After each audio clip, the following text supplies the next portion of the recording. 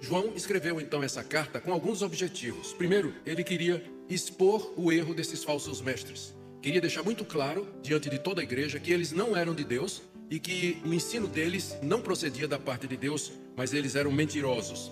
João também queria com essa carta encorajar os crentes a permanecer na verdade que eles tinham ouvido da parte de Deus, através dos apóstolos que haviam evangelizado toda aquela região, possivelmente o apóstolo Paulo também. E para fazer isso, denunciar os falsos mestres e encorajar os crentes a permanecer na verdade, João na carta coloca 3 testes para que as pessoas se examinassem se estavam na verdade. Primeiro, um teste que nós vamos chamar de teste doutrinário e que tinha a ver com a pessoa de Jesus. Quem não confessasse a Jesus como Filho de Deus, esse era do diabo, esse não era de Deus. Depois tinha o teste moral. Quem vivesse no pecado, esse também não era de Deus, mas era um falso cristão ou um falso mestre.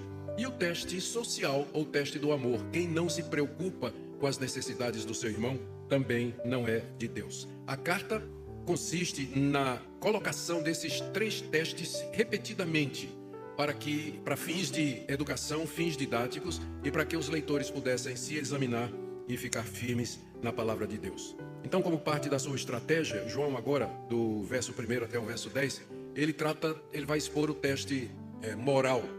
Ele vai focar nisso aí, que aqueles que são filhos de Deus, eles não vivem no pecado. Ao contrário do que os falsos mestres estavam ensinando, que o pecado é irrelevante, que Deus não liga para o pecado, ele não se importa com isso. João vai mostrar que não é bem assim. Então eu dividi essa sessão em 4 partes, todas elas relacionadas com esse tema de quem são os verdadeiros filhos de Deus. E a primeira parte está aí do verso 1 a 3, quando João diz que agora nós somos filhos de Deus. Verso 1. Vede que grande amor nos tem concedido o Pai, a ponto de sermos chamados filhos de Deus. E de fato somos filhos de Deus. Por essa razão o mundo não nos conhece, porquanto não o conheceu a Ele mesmo. Veja o tom assim de espanto, né? de maravilha. João convida os seus leitores a ver e se admirar desse fato, que Deus nos chama de seus filhos. Vejam que amor grandioso de Deus, de nos considerar seus filhos. Por que isso é alguma coisa que causa espanto? Pelo que Deus é, pela sua grandeza, sua santidade, seu poder e sua majestade, e pelo que nós somos, pecadores, subjetivos, limitados, inclinados a todo mal, inimigos de Deus. Mas Deus nos deu o privilégio de sermos seus filhos. Que grande amor de Deus, maravilha-se o apóstolo João diante disso. Esse amor fez com que Deus nos chamasse, nos adotasse para sermos filhos. E essa é a razão pela qual o mundo não nos conhece, diz o apóstolo João. O mundo aqui é a sociedade das pessoas, o conjunto de pessoas que não conhecem a Deus, que não amam a Deus e que são hostis e eram hostis aos cristãos no primeiro século e são hostis a nós hoje. Toda a hostilidade contra os cristãos, porque são cristãos, é devido ao fato de que as pessoas não conhecem a Deus, porque se conhecessem a Deus, elas amariam e conheceriam os filhos de Deus também. Mas uma vez que eles não conhecem a Deus, você não devia se admirar, diz João aqui no final do verso 1, que o mundo não nos conhece, porque não conheceu o próprio Deus. Nós somos filhos de Deus, mas o mundo não entende isso. E como eles não conhecem a Deus, portanto eles nos perseguem. Quando você estiver sendo hostilizado porque é cristão, quando você estiver sendo perseguido porque é cristão, lembre que a raiz disso é a falta de conhecimento que o mundo tem a respeito de Deus. Nós já somos filhos de Deus, João diz, apesar do mundo nos perseguir, nós de fato somos filhos de Deus. Veja o verso 2, amados, agora somos filhos de Deus, e ainda não se manifestou o que haveremos de ser. Sabemos que quando Ele se manifestar, seremos semelhantes a Ele, porque haveremos de vê-lo como Ele é. Nós já somos filhos de Deus, mas num sentido ainda não plenamente. Ainda não nos tornamos tudo aquilo para o que Deus nos adotou. Agora, nós podemos ter certeza que somos filhos de Deus. Veja como João diz aqui, somos filhos de Deus. E aqui um parênteses, a Bíblia toda encoraja aqueles que creem em Jesus a ter certeza disso.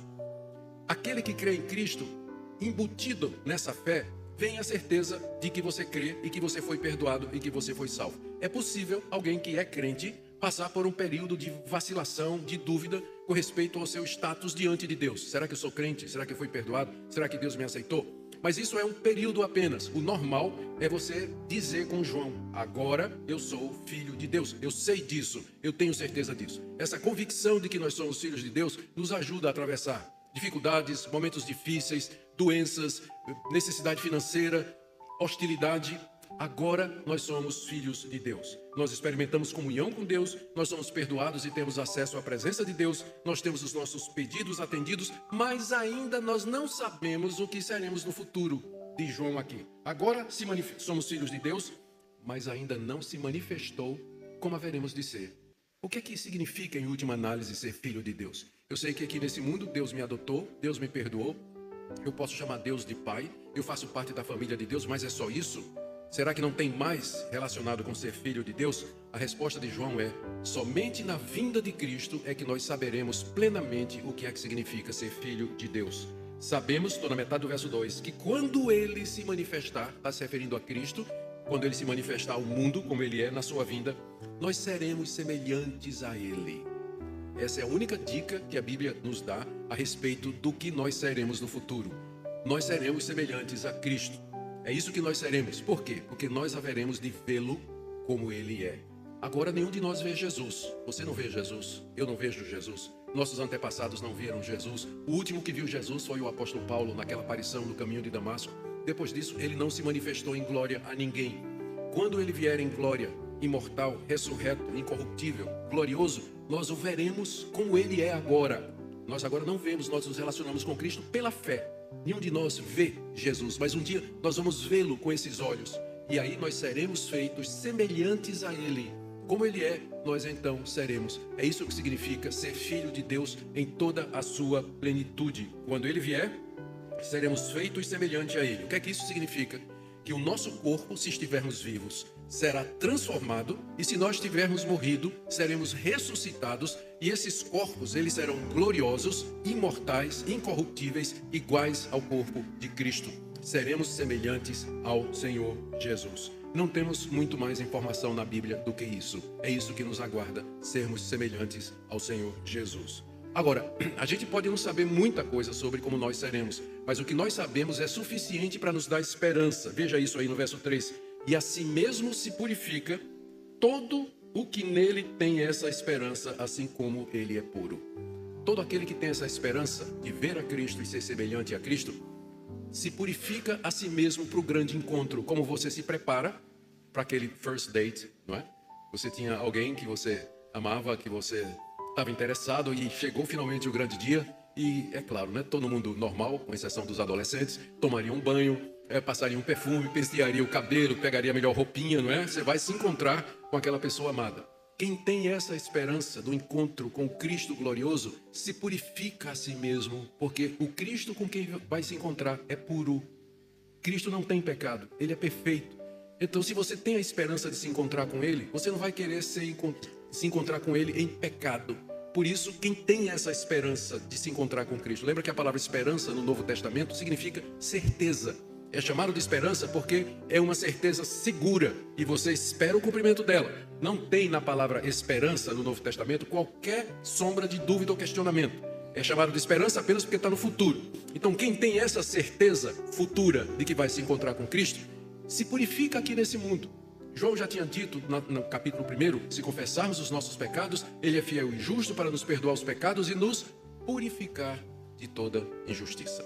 Deus nos purifica, Deus nos justifica, mas existe um processo chamado de santificação, pelo qual todos nós passamos, em que nós queremos ser cada vez mais puros, deixando o pecado de lado, deixando a iniquidade de lado e sendo cada vez mais parecidos com o Senhor Jesus, para que naquele grande dia, quando nós nos encontrarmos com Ele, nós sejamos uma igreja gloriosa, sem mácula, sem ruga e sem defeito, como a noiva preparada para o seu noivo. Essa é a razão para nós buscarmos aqui a purificação. E o ensino de João é contrário ao dos falsos mestres. João não está dizendo isso de graça. Ele está dizendo isso porque os falsos mestres diziam que o pecado é alguma coisa irrelevante. Você pode viver uma vida de pecado. Isso não vai alterar em nada seu relacionamento com Deus. João diz, não. Se você tem a esperança e a expectativa de se encontrar com Cristo, sendo Cristo puro, você vai querer sim se livrar dos pecados, confessar os seus pecados, para que você se encontre com Ele. O que nos leva ao próximo passo, a segunda parte aqui do que João está dizendo. Em consequência disso, João já vai colocar aqui o teste moral. Quem é filho de Deus não vive na prática do pecado. Aperta o cinto porque a viagem vai ser tumultuada aqui. quem é filho de Deus não vive na prática do pecado. Versos de 4 a 6. Todo aquele que pratica o pecado também transgride a lei, porque o pecado é a transgressão da lei. Sabeis também que ele se manifestou para tirar os pecados, e nele não existe pecado. Todo aquele que permanece nele não vive pecando, todo aquele que vive pecando não viu nem o conhece. João começa definindo o pecado aí no verso 4. Ele diz que pecado é a transgressão da lei de Deus. E ele tem em mente aqui a lei de Deus que foi dada, em resumo, nos 10 mandamentos, as 2 tábuas da lei. Pecado é você fazer aquilo que a lei de Deus proíbe, por exemplo, não adulterarás, não matarás, não furtarás, não terás outros deuses diante de mim. E pecado é você deixar de fazer o que a lei manda, honra teu pai e tua mãe, por exemplo. Então, pecados de comissão ou pecados de omissão, todos eles têm em comum uma coisa: eles são uma quebra da lei de Deus. Deus nos deu uma lei. Essa lei mostra a santidade dele e a vontade dele. Toda vez que você faz aquilo que Deus diz que não é para fazer, ou deixa de fazer aquilo que Deus diz que você tem que fazer, você comete pecado. Pecado é a transgressão da lei. E para que haja pecado, naturalmente, é preciso que haja lei. Eu estou dizendo isso porque pessoas às vezes se sentem culpadas por terem transgredido um mandamento humano. Pecado é quando você transgride um mandamento de Deus. Existem práticas religiosas, costumes religiosos que as pessoas às vezes se acostumam, pensam que é de Deus e se sentem culpados porque vivem uma vida de legalismo, de escravidão. Algumas igrejas, elas determinam usos e costumes dos seus membros e diz que se a mulher fizer a sobrancelha, né, ou fizer as pernas, ou sei lá, usar qualquer adorno, aquilo é pecado. E não são poucas as mulheres que se sentem culpadas, que estão nessas seitas. Mas pecado é a transgressão da lei de Deus. Não tem nenhuma lei de Deus a respeito disso aí. Existe a lei do bom senso e da modéstia. Mas daí determinar o tamanho da calça ou tipo de coque que vai usar no cabelo, isso aí são costumes humanos. Pecado é a transgressão da lei de Deus. E nós temos em mente aqui os 10 mandamentos. Portanto, quem pratica o pecado é um transgressor da lei de Deus.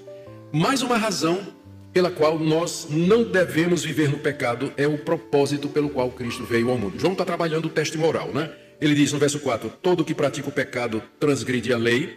E vocês sabem, verso 5, que ele se manifestou para tirar os pecados.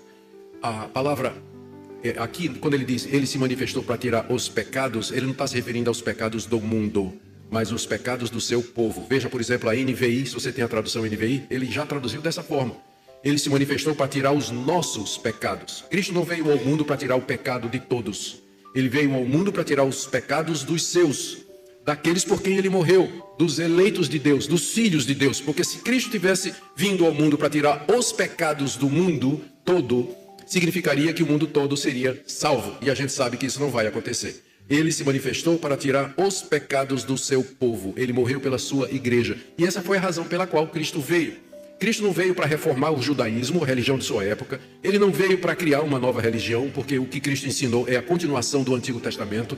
Ele não veio para iniciar uma escola de filosofia, nem para ensinar a gente a ser bonzinho e viver fazendo coisas boas. Ele veio com uma missão de tirar os nossos pecados. Tirar o pecado e a consequência do pecado, que é a culpa, a condenação, a morte eterna no inferno, a separação de Deus. Essa foi a razão pela qual Cristo se manifestou.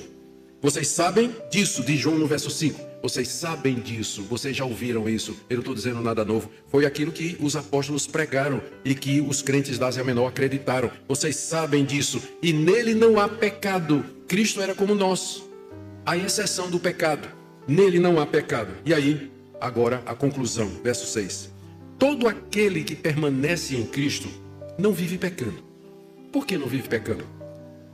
Porque Cristo se manifestou para tirar o pecado. Se você diz que é crente em Cristo, está em Cristo e você vive pecando, tem uma contradição aí, não tem?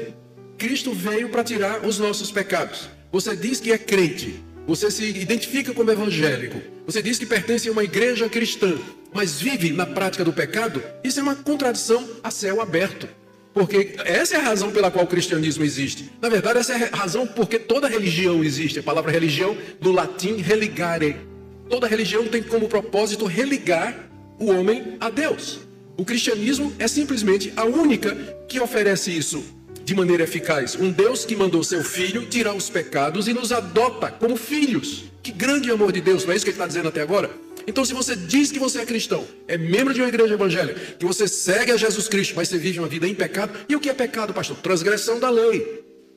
Não é isso? É por isso que ele começou definindo, né? Toda boa explicação começa com definições. E ele começa dizendo, ó, pecado é transgressão da lei. Se você diz que é cristão, mas você vive quebrando os 10 mandamentos, qualquer um deles, então, todo aquele que vive pecando não o viu e não o conhece. Você nunca viu Cristo. Você não conhece a Cristo, você não entendeu Cristo, você não entendeu o Evangelho, você não entendeu a razão da vinda dele. Você adora um Cristo imaginário, você está seguindo uma religião que você inventou. Mas Cristo veio ao mundo para tirar os nossos pecados. Quem tem essa esperança, se purifica. Quem sabe disso, não vive na prática do pecado. Pastor, o senhor está dizendo então que o crente verdadeiro, ele não peca? Não é isso que eu estou dizendo. É interessante que no original está dizendo isso.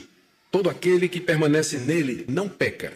Se você tem a versão Almeida corrigida, a versão antiga, ou a Almeida fiel, ela ainda traz isso. Todo aquele que permanece nele não peca. Mas os tradutores entenderam, à luz do que João já tinha dito no capítulo 1, se dissermos que não temos pecado, a nós mesmos nos enganamos, que essa tradução, na verdade, ela quer dizer viver na prática do pecado, senão João estaria se contradizendo. Ele começou a sua carta dizendo, se a gente diz que não peca, a gente faz de Deus mentiroso. Lembra capítulo 1? Mas agora no capítulo 3 ele está dizendo que quem está em Cristo não peca. Então, como é isso? A resposta, os tradutores resolveram entendendo que o verbo no presente, como está no grego, ele indica uma ação continuada. Quando ele diz não peca, ele quer dizer, na verdade, não vive pecando ou não vive na prática do pecado. Você, mesmo que você esteja em Cristo, mesmo que você seja crente, você ainda vai tropeçar. Você vai ceder, você vai cair em tentação. Filhinhos, estas coisas vos escrevo para que não pequeis. Lembra? Início do capítulo 2. Eu escrevo isso aqui para que vocês não pequem. Mas se alguém pecar, temos um advogado junto ao Pai, que é Jesus Cristo justo. Pecado devia ser um acidente na nossa vida. Não aquilo que nos caracteriza, mas um acidente. Pastor, é possível viver uma vida sem pecado? Absolutamente não. É impossível. Mas que você pode viver longos e grandes períodos de vitória sobre o pecado? Você pode. Agora, você tem que fazer a diferença entre tentação e pecado. Não é pecado ser tentado. Jesus foi tentado, mas ele não tinha pecado. Nós somos tentados da hora que nós acordamos até a hora que nós vamos dormir. Mas nós podemos a cada tentação dizer não, não. Por que você pode dizer isso? Porque você está em Cristo. Porque a semente de Deus está em você, que é o próximo argumento de João aqui. E o natural é que você diga não. E vive uma vida de santidade diante de Deus. Porque todo aquele que permanece nele não vive pecando. Que coisa extraordinária. Você não gostaria disso? De conhecer essa vida de vitória em que que não é caracterizada pelo pecado? Tem gente que é conhecido porque é linguarudo, é mentiroso, é imoral, é desonesto, é brigão, tem pavio curto. Outros pegam na pólvora, né? Não tem nem pavio. E assim por diante. Temperamentos difíceis e complicados. Existe uma vida de vitória sobre o pecado. E ela reside nisso, você estar em Cristo, permanecer nele, em vez de seguir o ensino dos falsos profetas, dos falsos mestres. Você permanece em Cristo e isso vai lhe dar a vitória. Filhos de Deus não vivem pecando. Agora, terceira parte, caminhando já para o fim, João faz agora uma comparação entre os filhos de Deus e os filhos do diabo. Porque ele começou isso aqui falando de ser filho de Deus. Ele começou dizendo, queridos, vejam que coisa maravilhosa, que amor imenso. Deus nos chama de seus filhos. Deus nos fez seus filhos. Então, se nós não nascemos filhos de Deus, mas nós nos tornamos filhos de Deus mediante o que Cristo fez, que foi tirar os nossos pecados, e os outros, eles são o quê? Filhos de quem? E João não tem dúvida disso. Ele diz, são filhos do diabo. Filhos do diabo. Ele está se referindo em primeiro lugar, veja que não precisa ser satanista, né, para ser considerado filho do diabo. Para João, todo aquele que vive na prática do pecado, que não crê em Jesus, que ensina algo errado a respeito de Jesus, ou vive algo errado, vive na prática do pecado, esse não é filho de Deus e, por exclusão, ele é filho do diabo, porque não tem meio termo aqui. Como disse Lutero, o homem é uma besta, ou montado por Deus, ou montado pelo diabo. Não tem meio termo. Ou você é de Deus, ou você é do inimigo de Deus. Mas não tem algo como amigo do Evangelho. O que é que você é? Você é crente? Não, eu sou amigo do Evangelho. Não tem isso. Ou você é crente em Jesus, ou você é incrédulo. Ou você ama Deus, ou você odeia Deus. Não tem como ficar indiferente diante de Deus. Você vai estar num lado ou no outro. Embora seu coração lhe engane dizendo que você é bonzinho e que Deus é legal, it's ok. Mas na verdade, no fundo da sua alma, tem um ódio contra Deus, contra a santidade de Deus, contra a lei de Deus, a providência de Deus, as circunstâncias que acontecem, as injustiças desse mundo. Lá no fundo, o seu coração se revolta contra todas essas coisas, se você não estiver com a semente de Deus no seu coração, que está aí do verso 7 até o verso 10. Os falsos mestres queriam enganar os crentes, ensinando que o pecado não tinha importância. É isso que ele diz aqui, no verso 7. Filhinhos, não vos deixeis enganar por ninguém. Ele está falando dos falsos mestres. Não deixem que esses falsos mestres enganem você. Mesmo que eles se apresentem como enviados de Deus ou emissários da verdade, conhecedores dos segredos de Deus, eles estão querendo enganar você. Não se deixe enganar. A verdade é essa. Aquele que pratica a justiça é justo, como Cristo é justo. Ou seja, você conhece o verdadeiro estado espiritual de uma pessoa pela vida dela, pela prática dela. Se uma pessoa pratica o que é justo, se ela faz o que é correto, ela vive uma vida santa e reta, esse é de Deus, porque Deus é justo. Mas, verso 8, aquele que pratica o pecado procede do diabo.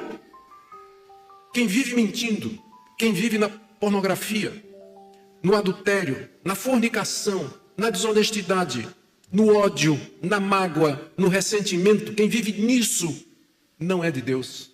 Não se engane. Não fique dizendo assim, não, Deus vai fazer uma exceção no meu caso. Deus conhece a minha situação, que é uma situação diferente. Não há exceção aqui, não há exceção. Todo aquele que pratica o pecado procede do diabo. Por que João é tão rigoroso? Todo aquele que pratica o pecado procede do diabo. Ele explica, porque o diabo vive pecando desde o princípio. É o primeiro grande pecador. Ele pecou antes de Adão. A Bíblia não nos dá os detalhes, mas nós sabemos o suficiente para inferir isso. O diabo foi a primeira das criaturas morais de Deus que se levantou contra Deus, se rebelou contra Deus, e a partir daí ele não faz outra coisa a não ser mentir e enganar as demais criaturas. Ele enganou e trouxe consigo anjos. Ele não caiu sozinho quando ele se rebelou contra Deus. Ele conseguiu convencer, não sabemos quantos anjos, e que são os demônios, os anjos caídos, e a humanidade. Ele conseguiu enganar os primeiros seres humanos, Adão e Eva. E a partir dali é o que ele tem feito.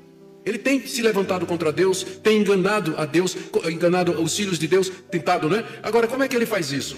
Usando as pessoas. Aqueles falsos mestres eram instrumentos do diabo, porque eles ensinavam mentira, ensinavam que o pecado era normal, que Deus não liga para essas coisas. Então, por isso que ele diz, todo aquele que pratica o pecado procede do diabo, porque é próprio do diabo pecar. Ele peca desde o princípio do mundo. Ele foi o primeiro pecador e continua pecando até o dia de hoje. E não tem esperança para Satanás, viu? Tinha um pai da igreja que achava que Cristo veio redimir, inclusive o diabo. Não, Satanás não tem jeito. Os anjos caídos não tem jeito. Deus resolveu socorrer a descendência de Adão e Eva, e não os anjos. Os anjos não têm esperança. Os que caíram estão condenados ao inferno eternamente.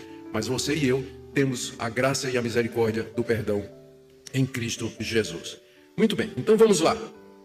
Verso 8. Para isso se manifestou o Filho de Deus, para destruir as obras do diabo. Cristo veio destruir as obras do diabo. Que obras são estas? Enganar as pessoas, trazer morte, condenação, destruir a criação de Deus. Cristo veio destruir o destruidor. Tem um livro de um puritano chamado John Owen, cujo título é A Morte da Morte na Morte de Jesus. Pela sua morte, Jesus matou o que tinha o poder da morte, que era Satanás. Isso aí está lá em Hebreus. Ele destruiu. Pela morte, ele destruiu o que tinha o poder de destruir. Cristo se manifestou para destruir as obras do diabo. E ele está no processo de fazer isso. E ele vai fazer isso finalmente. Conclusão, está aí do verso 9 a 10. João coloca o teste. Agora o teste moral. Na verdade, ele vem aplicando esse teste até agora, né? Mas aqui está muito claro. Olha lá. Verso 9. Todo aquele que é nascido de Deus não vive na prática do pecado. Como é que eu sei que uma pessoa é nascida de Deus? Como é que eu sei que ela é convertida, que ela é crente de verdade? Primeiro, porque ela não vive na prática do pecado. Não é que ela não peca, ela não vive praticando o pecado. O pecado é um acidente. Primeira coisa. Por que é que quem é nascido de Deus não vive na prática do pecado? Verso 9. Pois o que permanece nele é a divina semente. Palavra semente, esperma no grego. Já pensou? A semente de Deus está em nós. Por isso nós não podemos pecar. Algumas traduções traduziram a palavra esperma como vida. Você pode ver aí. A vida de Deus permanece em nós, porque a semente é isso que significa, não é isso? Nesse caso, a semente é exatamente uma nova vida. A vida de Deus permanece em nós e não é próprio de Deus pecar. Portanto, quem tem em si, no seu íntimo, a semente de Deus, a vida de Deus, ele não pode viver pecando. É contra a natureza dele. Antes dele ser convertido, era natural ele pecar. Mas depois que a semente de Deus foi colocada nele, a vida de Deus foi colocada, é natural não pecar. Então, quem vive, aquele que é nascido de Deus não vive na prática do pecado, porque o que permanece nele é a divina semente, e não pode viver pecando porque é nascido de Deus. De vez em quando chega alguém dizendo assim: pastor, eu acho que eu não sou crente não. Eu, por quê? Pastor, eu cometi esse pecado. Deus não vai me perdoar, já é a milésima vez que isso aconteceu, estou aqui arrasado, estou destruído, né, com medo da ira de Deus, eu acho que eu vou para o inferno. Digo: olha, você errou, está muito errado, mas essa sua reação é a maior prova de que você é filho de Deus. Porque quem não é filho de Deus não fica preocupado com isso. Quem não é filho de Deus vive uma vida em pecado, vive uma vida errada, não está nem aí para isso, não liga para isso, não pede perdão, não se importa com as consequências, está disposto a continuar no prazer do pecado. Uma das evidências de que a pessoa está salva é que ela odeia o pecado, que ela detesta o pecado, que por isso ela não quer viver pecando. Em contraste, verso 10. Nisto são manifestos os filhos de Deus e os filhos do diabo. Ele quer dizer, nisso nós conhecemos quem são os filhos de Deus e os filhos do diabo. Todo aquele que não pratica justiça não procede de Deus, nem aquele que não ama a seu irmão. Aqui está o teste que João coloca para que os crentes examinassem os falsos mestres e examinassem a si mesmos. Eu sou crente mesmo? É bom de vez em quando você se perguntar isso e fazer esse exame. Quais são as evidências que eu tenho em minha vida de que eu nasci de novo e que a semente de Deus está em mim? Quais são as evidências? Em termos morais, estou falando de doutrina ainda, isso é outro teste. Em termos morais, esse é o teste que todos nós deveríamos fazer. E aqui João introduz o próximo teste, que é o teste social. Veja no final do verso 10, ele diz: o que não pratica justiça não procede de Deus, nem aquele que não ama seu irmão. Aí já entrou no amor, que vai ser o próximo teste, que vai ser o próximo sermão. O teste social de amar o irmão. Como é que eu sei que amo a Deus se eu amo o meu irmão? Se eu não amo meu irmão a quem vejo, como é que eu vou amar a Deus a quem não vejo? Pergunta João. Mas isso é o próximo sermão, se nós sobrevivermos até lá. E aqui está o teste que você deveria usar para você. E eu quero terminar com algumas aplicações. Primeiro, talvez aqui, nessa manhã, e me escutando pela transmissão, haja alguém que está fazendo do pecado uma prática habitual e acha que não vai ter consequências. Eu espero que essa exposição do que João ensina sobre isso tenha deixado muito claro de que o pecado traz consequências e que não há exceção. E que se você vive uma vida de pecado, isso pode ser um sinal muito forte de que o problema é mais profundo. Você precisa de fato acertar o seu relacionamento com Deus. Você pode não ser uma pessoa convertida. Você pode não ser uma pessoa convertida se você está vivendo uma vida em pecado. Talvez haja aqui também pessoas que estão se sentindo culpados por terem pecado e não conseguem orar, confessar, arrepender-se, vir a Cristo. Se você tem essa atitude com relação ao pecado, que é algo abominável, que você detesta, que você não gostaria de praticar, venha a Cristo, porque Ele veio para tirar os nossos pecados. Ele veio exatamente para isso. Ele não veio para justos, Ele não veio para pessoas perfeitas, Ele veio para pecadores como você e como eu. Então chegue-se a Ele. Chegue-se a Ele em oração, em confissão. Não importa quantas vezes isso já aconteceu, mas busque o perdão dEle, porque foi para isso que Ele se manifestou. Também, talvez haja aqui nessa manhã, me escutando, gente que pensa que todos são filhos de Deus e que todas as religiões são boas. Eu espero que hoje de manhã tenha ficado claro para você de que não são todos os que são filhos de Deus e nem todas as religiões são boas e nem todas elas são iguais e nem é errado dizer que todas as religiões no final levam a Deus. Não é verdade, não é verdade. A distinção entre filhos de Deus e filhos do diabo é muito claro na Bíblia. E talvez tenha gente que diga assim: mas pastor, a gente não deve julgar os outros, né? João está dizendo assim que se uma pessoa vive na prática do pecado, isso não é de Deus, isso aí não é julgar. Ao contrário, a Bíblia nos chama a julgar. O que a Bíblia proíbe é o julgamento hipócrita. É você julgar os outros e nunca julgar você mesmo. Você impor um critério para os outros e outro critério para você. Jesus disse lá em Mateus capítulo 7, não julgueis para que não sejais julgados. É verdade, ele disse isso. Mas o que é que ele diz no verso seguinte? Não deis aos cães o que é santo e nem joguem pérolas aos porcos. Para que eu obedeça a isso, eu tenho que saber quem é cão e quem é porco. Eu tenho que examinar, eu tenho que julgar, para não jogar pérolas e coisas santas. Então o julgamento proibido é aquele que você vê a trave no olho você vê o cisco no olho do seu irmão e não vê a trave no seu olho. É isso que é proibido. Mas todos nós somos chamados a examinar e a discernir, porque ser crente não significa ser besta, ser bobo.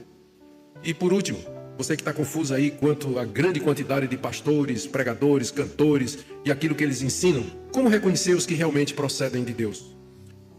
O que eles ensinam sobre Cristo? O que eles ensinam sobre o pecado? Eles pregam contra o pecado?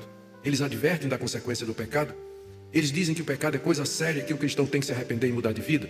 Você pode conhecer a verdade a respeito de alguns pregadores exatamente pelo que eles ensinam a respeito do pecado e das suas consequências. Que Deus aplique essa palavra ao seu coração, ao nosso coração,